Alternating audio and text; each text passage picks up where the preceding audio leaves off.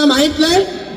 आमच्या नरेंद्र मोदी साहेबांच्या नजरेखाली कोणावरही अन्याय आमच्या देशामध्ये आम्ही होऊन देणार नाही, ही शपथ आम्ही हिंदू म्हणून आजच्या निमित्ताने इथे घेतो.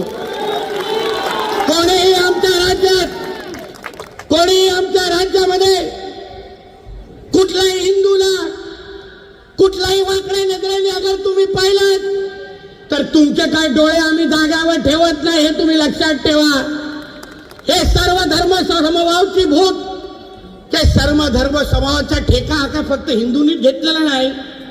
आम्हाला डायलॉग म्हटलं जातं, तुम्ही जरा सर्व धर्म समभाव ते जरा मानकुड आणि शिवाजीनगरच्या मोहल्ल्यांमध्ये पण जाऊन सांगा. जिथे तिथे त्या मस्जिदीच्या बाजूला एक लग्नाचा हॉल बांधून ठेवलेला, बाहेर हिरवा कलर दिलेला आहे, आणि एक लग्नावर थोडी थांबतात. 10 15 त्यांचं काय बुचतवर लावणं विसरलंय, सतत चालू असतं. आणि मग पाहिजे तेवढे तिथे लग्न लावत बसणार, आणि त्याच्यावर पण अधिकारी कारवाई करायला बघणार नाही.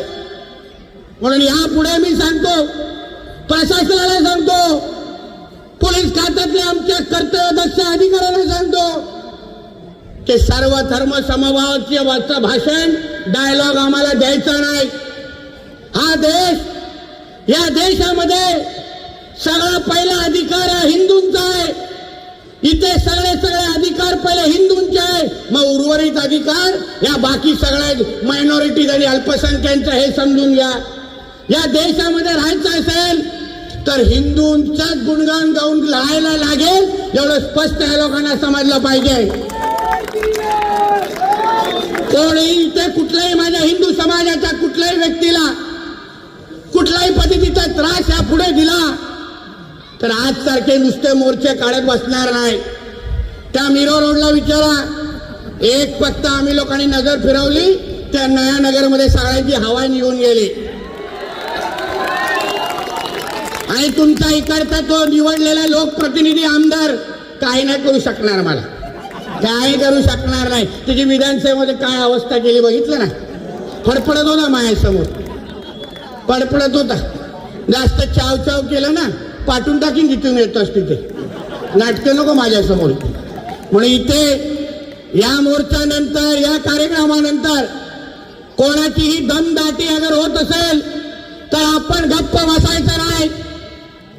त्याला कळलं पाहिजे हिंदूंची ताकद काय.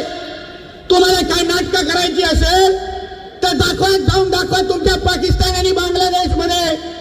आमच्या हिंदूंच्या राष्ट्रामध्ये राहायचं असेल तर आमच्या नजरेला नजर मिळवायची नाही, शिस्तीमध्ये राहा, जे काय धंदे व्यवसाय करा, पण आमच्या मुंबईमध्ये रोहिंग्या आणि बांगलादेशी मुसलमानांना जागा यापुढे नाही.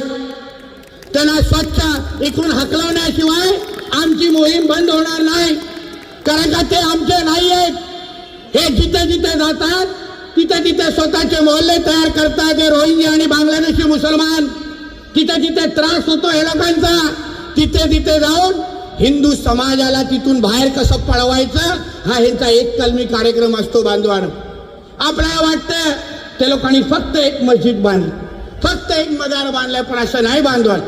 एक एक करून ते आमची लोकसंख्या हिंदूची कमी करून टाकणार.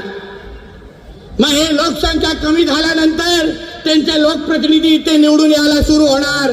आणि एकदा लोकप्रतिनिधी निवडून आले तर तुम्ही कोणीही काही त्या लोकांना बोलू शकणार नाही. आज जे मोकळा हवेमध्ये तुम्ही जो श्वास घेताय, मोकळा हे काय भगवे झेंडे जे फडकवताय ना, त्यांचा उद्या राज्य आलं, त्यांची उद्या हिरवी वळवळ सुरू केली तर तुम्ही तुमच्या घरामध्ये पूजा करू शकणार नाही. असं तुमच्या घरामध्ये येऊन तुमच्या घराचे ताबा हे लोक घेऊन टाकतील. लव्ह जिहाद म्हणजे काय? आमच्या हिंदू माता भगिनींना फसवायचं, लग्नाचे खोटे आमिष दाखवायचे, आणि मग लग्नाच्या अगोदर आशिष असतो, लग्नाच्या नंतर आमिर होऊन जातो. तुला अगर लग्न करायचंय तर खरं बोलून कर आमच्या भगिनींची, कोण काय तुला बोलणार नाही, प्रत्येकाला स्वातंत्र्य आहे. पण हे जे काय आमच्या माता भगिनींना फसवून अगोदर स्वतःचं हिंदू नाव दाखवायचं आणि मग नंतर तू भगवान का पूजा नहीं करने का, जय श्री राम नहीं बोलने का, तेरे को मेरे साथ रहना है तो इधर कुरान पढ़ना ही पडेगा, असं मग आमच्या भगिनींना सांगायला सुरू करतात. मग आमच्या ज्या हिंदू माता भगिनी आहेत ना, हिंदू भगिनी, त्या बिचारा काहीच करू शकत नाही, कारण आई वडिलांकडे परत जाण्यासाठी घाबरतात आणि मग घुसमटत त्याच्याबरोबर एकदा राहून स्वतःचं आयुष्य संपून टाकतात. बांधवानो, या सगळ्याचा धोका तुम्ही समजला पाहिजे. आम्ही ज्या इथे नुसता मोर्चा काढायला आलो नाही, नुसता गर्दी करायला आलो